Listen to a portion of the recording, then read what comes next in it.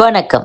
இன்றைய செய்திகள். அதிமுக ஆட்சியில் இருந்தபோது பொங்கல் பரிசு 5,000 ரூபாய் வழங்க வேண்டும் என அப்போது எதிர்க்கட்சி தலைவராக இருந்த தற்போதைய முதல்வர் ஸ்டாலின் கூறினார். ஆனால் அவர் 3,000 ரூபாய் மட்டும் அறிவித்துள்ளார். முன்னாள் முதல்வர் ஜெயலலிதா கொண்டு வந்த லேப்டாப் திட்டத்தை 4.5 ஆண்டுகளாக நிறுத்திவிட்டு தற்போது வழங்குகின்றனர். திமுக ஆட்சிக்கு வந்த பின் 5 லட்சம் கோடி ரூபாய் கடன் வாங்கியுள்ளனர். அறிவித்துள்ள ஓய்வூதிய திட்டம் பழைய ஓய்வூதிய திட்டம் போல் இல்லை, பங்களிப்பு அதிகம் செலுத்த வேண்டியுள்ளது என அலுவலர்கள் கூறுகின்றனர். தேர்தல் வருவதால் லேப்டாப் ஓய்வூதிய திட்டம் பொங்கல் பரிசை அறிவித்திருக்கின்றனர். மீண்டும் ஆட்சிக்கு வரமாட்டோம் என தெரிந்து புதிய அரசு சிரமங்களை ஏற்கட்டும் என அறிவித்துள்ளனர். தமிழகத்தில் சட்டசபை தேர்தலில் ஆட்சி மாற்றம் ஏற்படும் என்றும் அதிமுகவிடம் 3 தொகுதிகளை ஃபார்வர்ட் பிளாக் கட்சிக்கு கேட்டுள்ளோம் என்றும் கூறியுள்ளார்.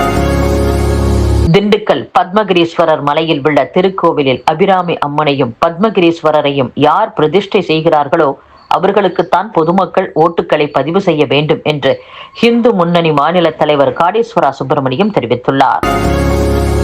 பள்ளி, அங்கன்வாடி, சத்துணவு மைய ஊழியர்களுக்கு காலமுறை சம்பளம் வழங்க கோரி பிப்ரவரி 3ஆம் தேதி முதல் காலவரையற்ற வேலைநிறுத்தம் செய்ய உள்ளதாக தமிழ்நாடு ICTS ஊழியர் மற்றும் உதவியாளர் சங்க மாநில பொதுச் செயலாளர் ஆர் வாசுகி தெரிவித்துள்ளார். தேசிய அளவில் கூட்டணி ஆட்சி இருப்பது போல மாநில அளவிலும் கூட்டணி ஆட்சி அவசியம் என்று காங்கிரஸ் MP மாணிக்கம் தாக்கூர் கூறியுள்ளார். 2026 சட்டசபையில் தனி பெரும் கட்சியாக எந்த கட்சியும் ஆட்சிக்கு வரப்போவதில்லை. கூட்டணி அமைத்து தான் வர முடியும் என்பது சமீபத்திய கருத்து கணிப்பில் தெரிகிறது. இண்டி கூட்டணிக்கு 30% ஓட்டு வரும். தேசிய ஜனநாயக கூட்டணிக்கு 4% குறைவாக வரும் என்கிறது இந்த சர்வே. ஸ்டாலின் தான் ஆட்சி அமைப்பார், ஆனால் திமுக தனியாக ஆட்சி அமைக்க முடியாது என்கிறது கருத்து கணிப்பு. திமுக முன்னாள் MP அப்துல்லா மரியாதை கொடுத்து மரியாதை வாங்க வேண்டும். பல கட்சிகள் இணைந்துதான் தமிழகத்தில் ஒரு கட்சியை வெற்றி பெற செய்யும் நிலை உள்ளது. டெல்லியில் அதிகாரத்தில் பங்கு தர காங்கிரஸ் தயாராக உள்ளது. தமிழகத்தில் 2026 பங்கு தர வேண்டும். காங்கிரஸ் கட்சி தமிழக பொறுப்பாளர் கிரிஷ் ஓடங்கர் கூறும்போது போல் கூட்டணி ஆட்சி அவசியம். ஜெயிப்பதற்காக காங்கிரஸ் ஓட்டு தேவையாக உள்ள போது ஆட்சியில் எப்படி பங்கு தராமல் இருக்க முடியும்? அமைச்சரவையில் இடம் வேண்டாம் என்று மார்க்சிஸ்ட் கூறினால் அது அவர்களின் விருப்பம். எங்களுக்கு ஆட்சி அதிகாரம் வேண்டும். கார்கே அமைத்த குழுவினர் திமுகவுடன் கூட்டணி பேச்சுவார்த்தையில் உள்ளனர். அமித்ஷா அலை தமிழகத்தில் வீசாது. கூட்டணி ஆட்சி என்ற தினகரனின் கருத்தை வரவேற்கிறேன் என்றும் மாணிக்கம் தாக்கூர் பேசியுள்ளார். கந்துவட்டி, மணல் கொள்ளை, பொருளாதார மோசடி, பெண்கள், குழந்தைகள் மீதான வன்கொடுமைகளை தடுக்க கூடுதல் கவனம் செலுத்தப்படும். போதைப் பொருள் விற்பனையை தடுக்க புதிய தொழில்நுட்பம் பயன்படுத்தப்படும் என்று மதுரையில் தென்மண்டல IG-யாக பொறுப்பேற்ற விஜயேந்திர பிதாரி தெரிவித்துள்ளார்.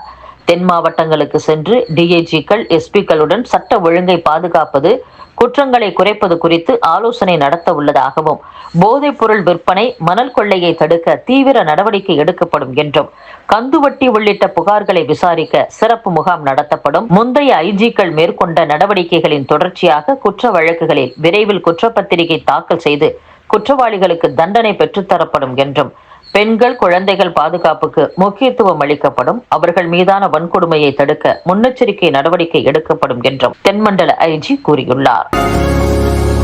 சொத்து முடக்கம் தொடர்பாக அமலாக்கத்துறை நோட்டீஸை எதிர்த்து அமைச்சர் பெரியசாமி தாக்கல் செய்த மனுவை தள்ளுபடி செய்து சென்னை உயர்நீதிமன்றம் உத்தரவிட்டுள்ளது. தமிழகத்தில் கடந்த 2006, 2011 ஆண்டுகளில் வீட்டு வசதித்துறை அமைச்சராக பதவி வகித்த போது வருமானத்திற்கு அதிகமாக 2,01,35,000 ரூபாய் அளவுக்கு சொத்துக்கள் சேர்த்ததாக பெரியசாமி மீது லஞ்ச ஒழிப்புத்துறை வழக்கு பதிவு செய்தது. பின்னர் சட்டவிரோத பண பரிமாற்ற தடை சட்டத்தின் கீழ் வழக்கு பதிவு செய்த அமலாக்கத்துறை அதிகாரிகள் அமைச்சர் பெரியசாமி, அவரது மகனும் பழனி தொகுதி திமுக MLA-வுமான செந்தில்குமார், மகள் இந்திரா ஆகியோரின் வீடுகள், அலுவலகங்களில் கடந்த ஆண்டு சோதனை நடத்தினர். இதையடுத்து சொத்துக்களை முடக்கம் செய்வது தொடர்பாக விளக்கம் கேட்டு அமைச்சர் பெரியசாமி மற்றும் அவரது குடும்பத்தினருக்கு அமலாக்கத்துறை நோட்டீஸ் அனுப்பியது. நோட்டீஸை எதிர்த்தும் அமலாக்கத்துறை விசாரணையை எதிர்த்தும் பெரியசாமி மற்றும் அவரது குடும்பத்தினர் சார்பில் சென்னை உயர்நீதிமன்றத்தில் மனு தாக்கல் செய்யப்பட்டது. இந்த மனு தலைமை நீதிபதி MM ஸ்ரீவத்சவா, நீதிபதி G அருள்முருகன் அடங்கிய அமர்வில் விசாரணைக்கு வந்தது. அமைச்சர் ஐ. பெரியசாமி தரப்பில் சொத்து முடக்கம் தொடர்பான விசாரணை அமலாக்கத்துறை அதிகாரிகள் முன் நிலுவையில் உள்ளதாக தெரிவிக்கப்பட்டது. இதையடுத்து அமலாக்கத்துறையை அணுகும்படி அறிவுறுத்திய நீதிபதிகள் அமைச்சர் உள்ளிட்டோரின் மனுக்களை தள்ளுபடி செய்தனர். இத்துடன் செய்திகள் நிறைவடைகின்றன. மீண்டும் நாளை சந்திப்போம். வணக்கம்.